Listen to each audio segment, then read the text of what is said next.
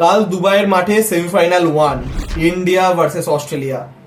India versus Australia ICC টুর্নামেন্টের knockout এলেই যেন কোথাও যেন 2023 সালের 19 নভেম্বর আহমেদাবাদের Narendra Modi stadium, ODI world cup final, unbeaten team India, আর সেইখানে ইন্ডিয়া এবং ওয়ার্ল্ড কাপের মাঝখানে দাঁড়িয়েছিল ট্রাভিস হেড একা, এবং সেই ম্যাচকে একা জিতিয়ে নিয়ে গেছিল এবং পুরো স্টেডিয়ামকে 1 লক্ষ লোককে পিন ড্রপ সাইলেন্স করে দিয়েছিল ট্রাভিস হেড একা।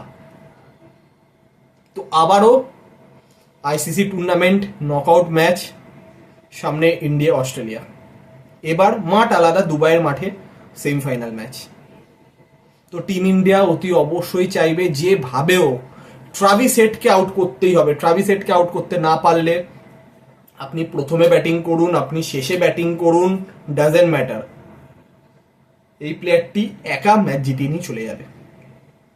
কারণ আপনার কাছে বুমরা নেই, যতই স্পিন পিচ হোক যাই হোক, জাসপ্রীত বুমরা থাকা না থাকা কিন্তু একটা অনেক বড় ফ্যাক্টর। তো এইখানে যেমনটা মনে হচ্ছে টিম ইন্ডিয়া হয়তো আগের দিনের প্লেইং 11-এই খেলবে, অর্থাৎ 4টে স্পিনার নিয়ে খেলবে, এবং সেটা পিচ যেরকম রবিবার বিহেভ করেছে সেটা কিন্তু ভুল সিদ্ধান্ত নয়। এবার দেখার যে টস কিন্তু কাল খুব ভাইটাল হতে চলেছে, যতটা আমার মনে হচ্ছে। যে দলই চাইবে টস জিততে, প্রতিটা দলই, এবং তারা চাইবে প্রথমে ব্যাটিং করতে। 240-250 যদি দুবাইয়ের পিছে যদি করে নিতে পারে প্রথমে ব্যাটিং করে, তাহলে সেকেন্ডে যেই ব্যাটিং করুক না কেন তাকে স্ট্রাগল করতে হবে। এবং টিম ইন্ডিয়া যদি প্রথমে 250 করে দেয় তাহলে কিন্তু অস্ট্রেলিয়ার ক্ষেত্রে কিন্তু হিউজ চাপ আছে, এটা কনফার্ম। তো টিম ইন্ডিয়া অতি অবশ্যই চাইবে এই দিকগুলোকে নজর দিতে এবং ভালোভাবে ব্যাটিং করতে। টপ অর্ডার থেকে শুরু করে স্পেশালি রোহিতকে দায়িত্ব নিতে হবে পাওয়ার প্লেটাকে, যাতে তিনি ভালোভাবে কাজে লাগাতে পারেন এবং যাতে উইকেট না যায়। বিরাট কোহলি মিডিল ফেসকে তাকে কন্ট্রোল করতে হবে। তারপর শ্রেয়াস আইয়ার আছে, সবাই নিজেদের কাজ করে নেবেন। এবং বোলিংয়ে যাতে স্পিনাররা একটা বাড়তি সুবিধা পায়, যাতে বোর্ডে রান থাকে, সেইটা অ্যাসিওর করতে হবে ব্যাটসম্যানদের। এবং আমরা যদি চলে আসি অস্ট্রেলিয়ার দিকে, ম্যাথিউ শট ইনজুরি কারণে বাইরে চলে গেছেন, তার জায়গায় একটা স্পিনিং অলরাউন্ডার তারা আবার দলে নিয়েছেন। তো অনেকে বলবেন যে অস্ট্রেলিয়ান টিম তো অনেক weak, Pat Cummins, Hazlewood, Mitchell Starc কেউ নেই, কিন্তু এটা অস্ট্রেলিয়াকে যদি আপনি আন্ডার এস্টিমেট করে থাকেন তাহলে আপনি যে কত বড় ভুল করছেন সেটা আপনি নিজেও জানেন না।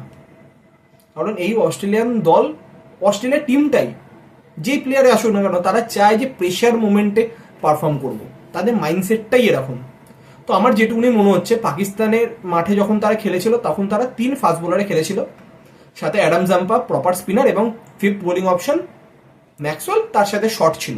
এখানে শট নেই, ম্যাক্সওয়েল বোলিং করবে, প্রয়োজনে ট্রাভিস হেড এরা বোলিং করবে। তো আমার যতদূর মনে হচ্ছে নাথান এলিস এবং স্পেন্সার জনসন, এই দুজন ফাস্ট বোলারকে তারা দলে রাখবে, এবং সাঙ্গাকে লেগ স্পিনার, তাকে হয়তো দলে নিতে পারেন। কারণ লেগ স্পিনারের এগেনস্টে বিরাট কোহলি রিসেন্টলি 1 বছরে ওয়ানডে ক্রিকেটে ভালো মতো স্ট্রাগল করেছেন। তো সেই সুযোগটাকে অস্ট্রেলিয়া নিতে চাইবে, এবং তারপরে এক্সট্রা স্পিনার অবশ্যই গ্লেন ম্যাক্সওয়েল থাকবে, ট্রাভিস হেড থাকবে। এবার দেখার ওপেনিং কি করবে। যদি ফ্রাজের ওপেনিং করে তাহলে কিন্তু ফ্রাজেরও ট্রাভিস হেডের মতো প্রথম বল থেকে মারতে শুরু করবে। সেই জায়গাতে প্রথম পাওয়ার প্লেতে এই ওপেনারদেরকে আউট করা খুব গুরুত্বপূর্ণ, এবং তারপর ট্রাভিস হেডকে তো বিশেষ করে। তারপর যদি মিডিল ফেজে চলে আসি, স্টিভ স্মিথ, লাবুশেন, এই দুজনেই কিন্তু স্পিন খুব দুর্দান্ত খেলেন। এদেরকে আউট করতে পারলে কিন্তু ম্যাচের কন্ট্রোল অনেকটা নিজেদের এন্ডে চলে আসবে। তো হাড্ডাহাড্ডি টক্কর হবে, আমরা সকলেই জানি। কাল ফার্স্ট সেমিফাইনাল দুবাইয়ের মাঠে, ভারতের সময় দুপুর 2:30টার সময়, হাড্ডাহাড্ডি টক্কর। তো কালকে ম্যাচ শেষে আমরা বিস্তারিত আপডেট নিয়ে অতি অবশ্যই আলোচনা করব।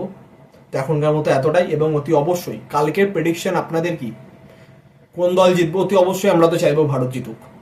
কোন দল জিতবে, কে বেশি উইকেট নেবে, কে বেশি রান করবে, সমস্ত প্রেডিকশন কমেন্ট করে জানান। তো আবার দেখা হবে কালকে।